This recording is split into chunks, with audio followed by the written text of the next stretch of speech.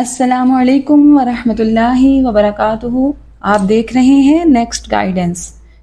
عظیم مسلم خواتین کی سیریز میں آج ہم بات کریں گے ام المومنین حضرت خدیجہ الکبریٰ رضی اللہ تعالی عنہا کے بارے میں، جو سرکار خاتم النبیین صلی اللہ علیہ وآلہ وسلم کی رفیقہ حیات تھی۔ حضرت خدیجہ الکبریٰ رضی اللہ تعالی عنہا کی کنیت ام ہند اور لقب طاہرہ تھا۔ آپ کا سلسلہ نسب خدیجہ بنت خویلد بن اسد بن عزا بن کسی پر پہنچ کر رسول اکرم صلی اللہ علیہ وآلہ وسلم کے خاندان سے جا کر ملتا ہے۔ والدہ کا نام فاطمہ بنت زائدہ تھا۔ حضرت خدیجہ رضی اللہ تعالی عنہا کے والد اپنے قبیلے میں نہایت معزز شخص تھے۔ حضرت خدیجہ رضی اللہ تعالی عنہا عام الفیل سے 15 سال قبل پیدا ہوئیں۔ آپ رضی اللہ تعالی عنہا اپنے پاکیزہ اخلاق کی وجہ سے طاہرہ کے لقب سے مشہور ہوئیں۔ آپ رضی اللہ تعالی عنہا کے والد اور شوہر ایک جنگ میں مارے گئے۔ باپ اور شوہر کے مرنے کے بعد آپ کا ذریعہ معاش تجارت تھا، جس کا کوئی نگرانی کرنے والا نہ تھا۔ آپ اپنے اعضاء کو معاوضہ دے کر مال تجارت بیچتی تھیں۔ حضور اکرم صلی اللہ علیہ وآلہ وسلم کی شہرت امین کے لقب سے تھی۔ آپ صلی اللہ علیہ وآلہ وسلم کی راست بازی، صداقت و دیانت اور پاکیزہ اخلاق کا عام چرچا تھا۔ ابو طالب جو حضور اکرم صلی اللہ علیہ وآلہ وسلم کے چچا تھے، انہوں نے آپ صلی اللہ علیہ وآلہ وسلم سے کہا کہ آپ کو خدیجہ کو جا کر ملنا چاہیے، ان کا مال تجارت کی غرض سے لے کر جائیں۔ حضرت خدیجہ رضی اللہ تعالی عنہا تک بھی آپ صلی اللہ علیہ وآلہ وسلم کی امانت و دیانت کی اطلاع پہنچ چکی تھی۔ انہوں نے آپ صلی اللہ علیہ وآلہ وسلم کو اپنے غلام میسرہ کے ہمراہ مال تجارت شام لے کر جانے کو کہا، اور کہا کہ جو معاوضہ میں دوسروں کو دیتی ہوں، اس سے 2 گنا آپ کو دوں گی۔ آپ صلی اللہ علیہ وآلہ وسلم نے اس پیشکش پر رضامندی ظاہر کی اور مال تجارت لے کر بصرہ روانہ ہو گئے۔ حضرت خدیجہ رضی اللہ تعالی عنہا کا غلام میسرہ آپ صلی اللہ علیہ وآلہ وسلم کے ساتھ تھا۔ اس مال کا نفع گزشتہ سال کے نفع سے کہیں زیادہ ہوا۔ حضرت خدیجہ رضی اللہ تعالی عنہا کے غلام میسرہ نے مال تجارت کی فروخت کے دوران آپ صلی اللہ علیہ وآلہ وسلم کی امانت و دیانت کا مشاہدہ کیا تو وہ بڑا متاثر ہوا۔ اس نے واپسی پر ساری صورتحال اپنی مالکن خدیجہ بنت خویلد کے سامنے رکھی۔ ان حالات کو سن کر خدیجہ بنت خویلد آپ کے طرز عمل سے بڑی متاثر ہوئیں۔ حضرت خدیجہ رضی اللہ تعالی عنہا وہ مقدس خاتون تھیں جنہوں نے نبوت سے قبل بت پرستی ترک کر دی تھی۔ چنانچہ مسند احمد حنبل میں روایت ہے کہ حضور اکرم صلی اللہ علیہ وآلہ وسلم نے حضرت خدیجہ سے فرمایا، باخدا میں کبھی لات و عزا کی پرستش نہ کروں۔ حضرت خدیجہ نے جواب دیا کہ چھوڑیے لات کو اور جانے دیں عزا کو، یعنی ان کا ذکر نہ کریں۔ صحیح بخاری کی روایت ہے کہ ایک مرتبہ حضرت جبرائیل نے حضور اکرم صلی اللہ علیہ وآلہ وسلم سے عرض کی کہ خدیجہ برتن میں کچھ بلو رہی ہیں، آپ ان کو اللہ کا اور میرا سلام پہنچا دیں۔ حضور اکرم صلی اللہ علیہ وآلہ وسلم کو سیدہ خدیجہ سے بے پناہ محبت تھی۔ آپ نے ان کی زندگی میں دوسری شادی نہیں کی۔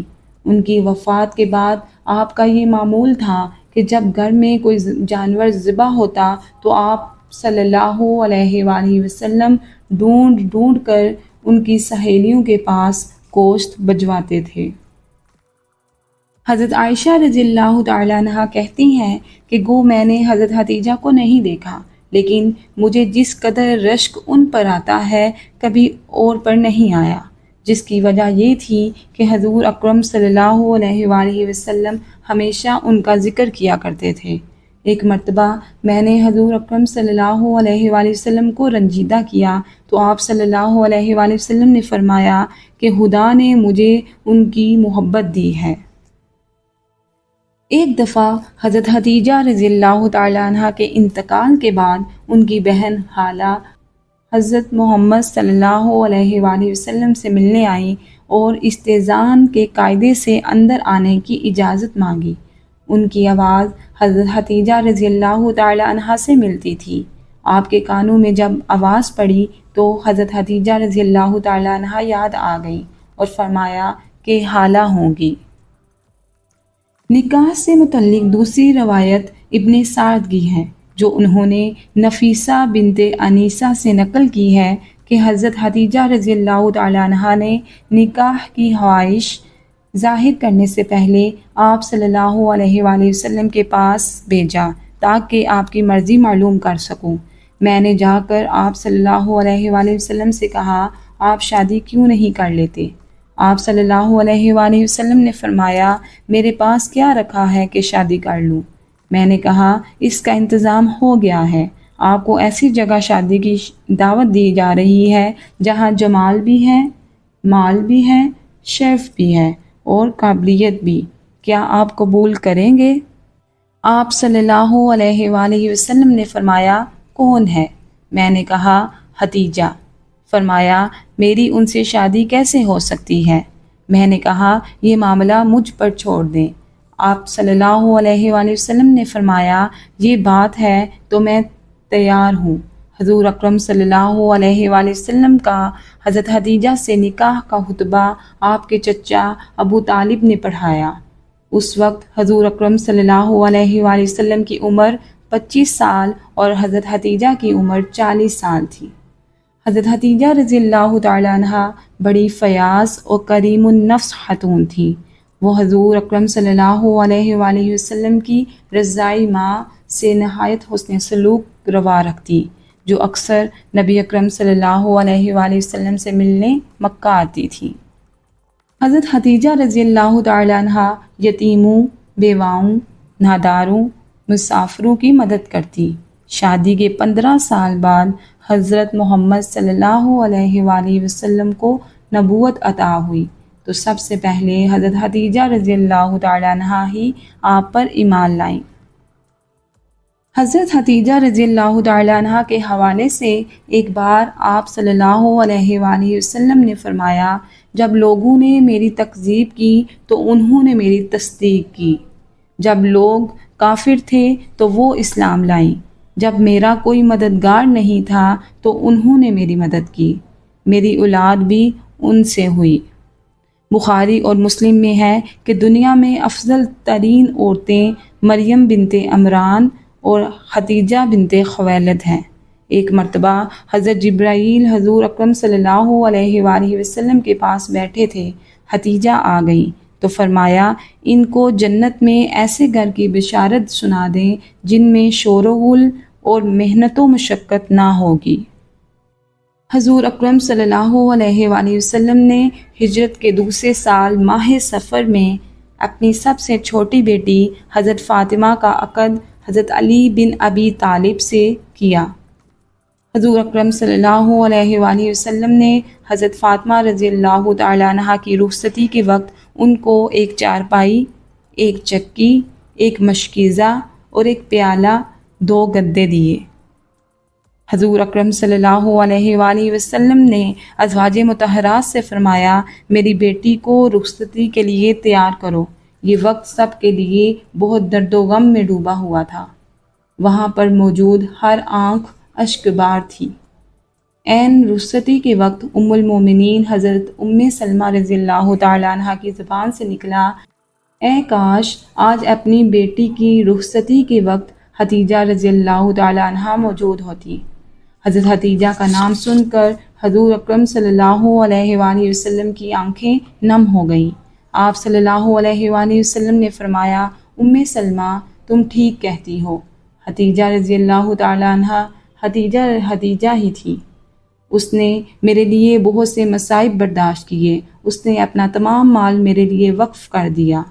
کاش اس وقت خدیجہ زندہ ہوتی، اسے دنیا سے جاتے وقت اپنی بیٹی کی بہت فکر تھی۔ وہ حسرت سے کہا کرتی تھی کہ شاید میں اپنی بیٹی کی شادی نہ دیکھ سکوں۔ انہیں اس بات کا قلق تھا کہ میں فاطمہ کا جہیز اپنے ہاتھوں سے نہ بنا سکوں۔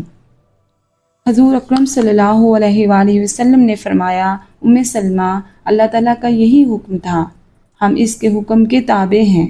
اس موقع پر سیدہ فاطمہ رضی اللہ تعالیٰ عنہ کو اپنی والدہ کی بہت یاد آئی۔ ماں کی یاد نے ان کو بے قرار کر دیا، وہ اتنا روئیں کہ آپ کا دوپٹہ آنسوؤں سے تر ہو گیا۔ حضور اکرم صلی اللہ علیہ وآلہ وسلم نے اپنی بیٹی کو سینے سے لگا لیا اور فرمایا، بیٹی، اللہ بے نیاز ہے، ہم سب اسی کے محتاج ہیں، پیاری بیٹی نہ رو، میں تم کو اللہ کے سپرد کرتا ہوں۔ غزوہ بدر کے موقع پر 70 کفار قیدی بنا لیے گئے، ان میں حضور اکرم صلی اللہ علیہ وآلہ وسلم کی سب سے بڑی بیٹی سیدہ زینب کے خاوند حضرت ابو العاص بن ربیع بھی شامل تھے۔ جب قیدیوں کو فدیہ دے کر رہا کیا جانے لگا تو سیدہ زینب نے اپنے شوہر کو چھڑانے کے لیے وہ قیمتی ہار جو ان کی والدہ نے شادی کے موقع پر ان کو تحفہ میں دیا تھا بیچ دیا۔